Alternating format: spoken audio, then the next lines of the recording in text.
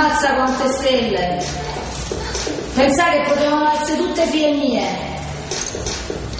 Quanta roba mi sono fatto, ma ci potevo pagare un mutuo, invece sto ancora a pagare affitto. Che mi pia stasera? Mi pia da piagne. Mi pia da piagne come un cane. Ti ricordi com'ero, papà? Ti ricordi quando mi toccavi i capelli? Io non te penso più. Io mi faccio i cazzi mia.